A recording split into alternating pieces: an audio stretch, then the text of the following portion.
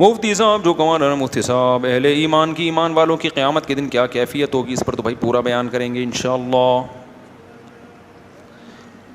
نظر نیاز کس نے کی، کیوں کی، اگر کھانا ہم تک کسی بھی طرح سے پہنچ جائے تو ہم کیا کریں جبکہ ہمیں بھوک بھی لگی ہوئی ہو؟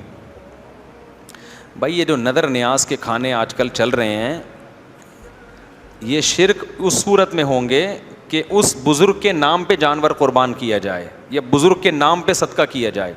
اگر صدقہ اللہ کے نام پہ ہو رہا ہے، جانور اللہ کے نام پہ ذبح ہو رہا ہے، مقصد یہ ہے کہ اس کا گوشت صدقہ کر کے ثواب بزرگ کو پہنچ جائے، تو یہ شرک نہیں ہے۔ البتہ مخصوص دنوں میں اس طرح کی حرکتیں کرنا یہ بدعت بہرحال ہے۔ تو جب آپ ایسا کھانا کھاتے ہو یا قبول کرتے ہو تو بدعت کی تائید ہوتی ہے، ٹھیک ہے نا؟ تو جب بھی کوئی اس طرح کا کھانا لایا کرے، آپ بولو بھائی ہم نظر و نیاز والے نہیں ہیں، ہمیں جب صدقہ کرنا ہوتا ہے تو ہم کسی بھی غریب کو کھلا دیتے ہیں، تو آپ بھی جب صدقہ کرنا ہو کسی بھی غریب کو کھلا دو۔ ویسے بھی صدقے خیرات کے کھانے کھانا یہ عزت دار لوگوں پہ سوٹ نہیں کرتے۔ میں نے اپنے واقعہ بتایا نا، ایک صاحب میرے گھر روزانہ جمعرات کو کوفتے لاتے تھے، ہم بھی پھوڑ دیتے تھے، مزہ، بڑے مزے کے کوفتے تھے وہ۔ ایک دن میں نے کہا آپ ہر جمعرات کو پابندی سے لاتے ہیں؟ تو انہوں نے کہا میرے ابا کا انتقال ہوا ہے تو ان کے اصالہ ثواب کے لیے میں جمعرات کو۔ ابے میں نے کہا یار ابا کے ثواب کے لیے مجھے کیوں کھلا رہا ہے بھائی، ہمارے پاس اللہ کا دیا بہت کچھ ہے بھائی، تو عزت دار آدمی تو نہیں کھائے گا نا ایسا کھانا۔ اللہ کرے ہم عزت دار ہوں، میں کوئی دعویٰ نہیں کر رہا کہ ہم کوئی بڑے خاندانی ہیں، لیکن یہ کہ کوشش تو یہی ہوتی ہے کہ خاندانی کام کریں۔ تو میں نے کہا بھائی یہ کوفتے پھر مجھے نہیں کھلاؤ بھائی، کسی غریب کو کھلا دو جا کے۔ اول تو ہر جمعرات کو پابندی سے نکالنا یہ خود ایک بدعت عمل ہے، صدقہ تو جب چاہو جس کو چاہو کسی بھی وقت دے دو، تو اس لیے ایوائڈ کرنا چاہیے۔ میرا بھائی شادی شدہ ہے مگر بیوی بچوں کا خرچہ نہیں اٹھاتا، اس کو بہت سمجھایا، اس کے بیوی بچے در در کی ٹھوکریں کھا رہے ہیں مگر وہ نہیں سدھرتا، وہ آپ کے بیان میں آتا ہے، اس کو سمجھا دیں کسی کی زندگی برباد نہ ہو جائے۔ نبی صلی اللہ علیہ وسلم نے حجۃ الوداع کے موقع پہ جو خطبہ دیا ہے نا وہ انتہائی اہم ہے، کیونکہ وہ آپ کا آخری خطبہ تھا اتنے بڑے پیمانے پر، اس میں آپ نے بہت ہی اہم چیزوں کو ہائی لائٹ کیا ہے۔ ان میں آپ نے جو بہت اہم چیزوں کو ہائی لائٹ کیا، ان میں ایک اہم حکم استوصوا بالنساء خیرا، آپ نے فرمایا عورت کے بارے میں میری وصیت قبول کرو کہ اس کے ساتھ اچھا سلوک کرو۔ اس کے لیے آپ نے آرڈر کا لفظ استعمال نہیں کیا، بلکہ کیا لفظ استعمال کیا؟ وصیت۔ وصیت وہ عمل ہے جو مرتے ہوئے انسان کر کے جاتا ہے۔ آپ بتاؤ مرتے ہوئے آپ بہت امپورٹنٹ بات کر کے جاؤ گے نا، مجھے بتاؤ ایک آدمی مر رہا ہے، ساری اولاد کو بلایا، بچے ایک دم ہوشیار ہو جاتے ہیں، ابا اب دنیا سے جا رہے ہیں، کوئی بہت اہم بات کریں گے، ابا بتائیے اہم بات کیا ہے؟ بھئی اہم بات یہ کہ اس بچے کے بال بہت بڑے ہو گئے ہیں، اس کو کٹوا کے لے آؤ۔ آپ بولو گے ابا کا دماغ کیا ہو گیا ہے، موت کے خوف سے خراب ہو گیا۔ ابا یہ بات کوئی، اس وقت تو ہم آئے تھے پتہ نہیں کوئی بہت ہی اہم بات کرنی ہوگی، تو ایسے موقع پہ ابا کروڑوں کی جائیدادیں یا اس طرح کی چیزوں کی بات کر رہے ہوں گے۔ تو سید الانبیاء اور آخری نبی، اب آپ کے بعد کوئی نبی نہیں آئے گا، ان کا آخری خطبہ، اس میں آپ انتہائی امپورٹنٹ چیزیں جو ہوں گی اس کو ہائی لائٹ کریں گے۔ اتنا بڑا مجمع بھی کبھی نہیں نبی صلی اللہ علیہ وسلم کی خدمت میں آیا خطبہ سننے کے لیے جتنا حجۃ الوداع کے موقع پر تھا۔ اور یہ وہ خطبہ ہے جس کو آپ نے لکھوایا باقاعدہ، حالانکہ آپ صلی اللہ علیہ وسلم خطبوں کو لکھواتے نہیں تھے۔ اس خطبے کو آپ نے فرمایا اکتبوا لی ابی شاہ، ابو شاہ ایک صحابی تھے، فرمایا ان کو لکھ کے دو، یہ تبھی تو محفوظ ہوا، یہ لکھوایا آپ نے اس خطبے کو۔ اس میں فرمایا استوصوا بالنساء خیرا، عورت کے ساتھ اچھا سلوک کرنا ہے، یہ میرا آرڈر نہیں ہے بلکہ میری وصیت ہے، اس کو بہت اہمیت سے لو۔ تو اس اچھے سلوک میں یہ بھی ہے کہ شادی سے پہلے تو مر رہے ہوتے ہیں، ایسے ایسے دعوے کر رہے ہوتے ہیں میں تارے توڑ کے لے آؤں گا، میں یہ کر دوں گا، اور نکاح کے بعد پھر اس کے بنیادی خرچہ بھی نہیں اٹھا رہا، ٹائم ہی نہیں دے رہا اس کو۔ ایسے شادی شدہ لوگ کہ سارا دن ساری رات گٹر کے ڈھکن پہ دوستوں کے ساتھ بیٹھا گپے مارتا رہے گا، تو بری حرکت ہے بھائی، دوستوں کے ساتھ سارا دن گپے مارنے کا کوئی ثواب نہیں ملتا۔ تو گھر میں جو رخصت ہو کے آئی ہے اس کو تھوڑا ٹائم دو، اس کے ساتھ تھوڑا گپ شپ، اپنی بیٹیوں بہنوں کے لیے جو چاہتے ہو دوسروں کے ساتھ بھی وہ سلوک کرو نا۔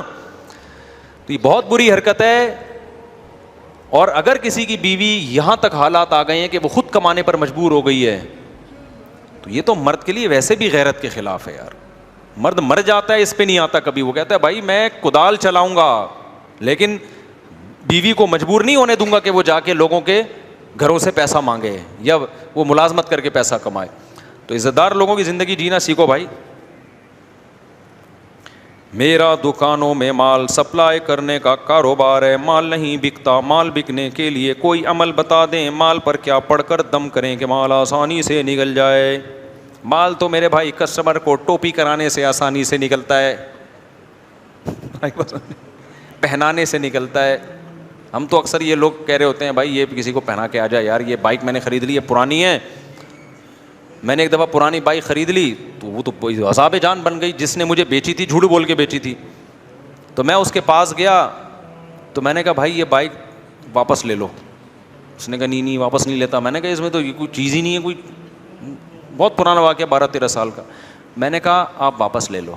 کہہ رہے میرا نقصان ہے. میں نے کہا آپ نے مجھے یہ پہنائی ہے نا, پہنائی ہے, یہ مجھے بیچی تھوڑی ہے. جھوٹ موٹ اتنے فضائل سنائے. تو اب اس کا حل یہ کہ میری جان چھڑا کر کسی اور کو, آپ کے پاس پہنانے کا فن ہے, میرے پاس نہیں ہے, میں نہیں پہنا سکتا بھائی, کسی اور کو پہنا دو آپ. تو میرے بھائی پاکستان میں حساب کتاب یہ ہے کہ مال دم دروز سے نہیں بکتا. کس طرح بکتا ہے؟ پہنانے سے. تو یہ صرف مذاق کے لیے پہنا ہی نہیں مال. جھوٹ بولنا جائز نہیں ہے, 2 نمبری جائز نہیں ہے, دم بم نہ کریں. دکانوں میں مال اگر نہیں بک رہا تو دیکھو سپلائی اور ڈیمانڈ کا اصول ہے. ہو سکتا ہے آپ نے ایسی چیز دکان میں لا کے رکھ دی ہو کہ اس کی ڈیمانڈ ہی نہیں ہے, تو الٹے لٹک کے بھی آیت الکرسی پڑھ پڑھ کے دم کرتے رہو گے, نہیں بکے گا. سردیوں میں آپ نے برف کی دکان کھول لی, لوگ ٹھٹرے ہوئے بیٹھے ہوئے ہیں, ہیٹر لگے ہوئے ہیں لوگوں کے گھروں میں, اور آپ کیا بیچ رہے ہو؟ برف بیچ رہے ہو. پھر کہہ رہے ہو میرا کاروبار نہیں ہو رہا. تو 20 دکانیں ہوٹلوں پہلے ایک ساتھ ہیں کھانے کے. تو بھائی پہلے سروے کرو, تحقیق کرو کون سی چیز کی مارکیٹ میں ضرورت ہے, پھر ریٹ دیکھو اس کے. میں نے بتایا تھا نا پچھلے سال میں نے کھجوروں کا بزنس شروع کیا تو نہیں بکا وہ, حالانکہ ہم نے بڑا سروے کیا اور بڑی کھجور تعداد میں ہم نے اٹھا لی. وجہ کیا تھی؟ میں نے اب یہ نہیں کہ میں دم درو شروع کر دی ہوں کھجوروں کے ڈبوں پہ جا کے, کسی کے ذمے میں نے لگایا کہ یار کھجور بیچو, پیسے میں نے دیے کہ کام آپ کرو گے, نہیں بکے وہ تو ہمیں نقصان ہوا اس میں. تو میں نے تو نہیں کیا کہ وہاں جا کے اب دم کرو کھجوروں پہ. بھائی وجہ اس کی ہم نے کہا اس نقصان پہ غور کرو ہوا کیوں. تو پتہ چلا کہ جی جو بڑے بڑے تاجر ہیں انہوں نے ایک سال پہلے اس سے آدھے ریٹ پر پورے کنٹینر اٹھا لیے تھے. تو ہم نے کم ریٹ پہ بھی اٹھائے ہیں مگر اتنے کم پہ نہیں اٹھائے جتنے لی مارکیٹ کے تاجروں نے اٹھائے ہیں. تو یہی کھجور جب لی مارکیٹ سے اس کو سستی ملے گی تو ہم سے کیوں خریدے گا وہ. اب مسلمان کیا کر رہا ہوتا ہے, یہ غور نہیں کر رہا ہوتا. میں نے تو غور کیا اور میں نے کہا چلو تھوڑا نقصان ہو گیا, یہ ہمارے بس کی بات نہیں ہے. اس کے لیے ہمیں 1 سال پہلے پورے کنٹینر اٹھا کے فریز کرنے پڑیں گے. اتنے کنٹینر ہمارے پاس نہ ہے, نہ ہمارے پاس اتنے وسائل ہے. تو ایسے ہی ٹھیک ہے. اور 1-2 لوگوں نے وہ کھجور کا ڈبہ خریدا, وہ مجھے ایسے کہ مجھے لا کے گفٹ کر رہے تھے. ان کو تھوڑی پتا تھا میرا بزنس ہے یہ, میں بتاتا بھی نہیں لوگوں کو یہ میرا بزنس ہے. ابھی بھی میرے بزنس ہے لیکن میں بتاتا نہیں ہوں, دوسروں کے ذمے لگائے ہوئے ہیں. تو مجھے لا کے کھجور دی یہ مفتی صاحب رمضان میں آپ کے لیے.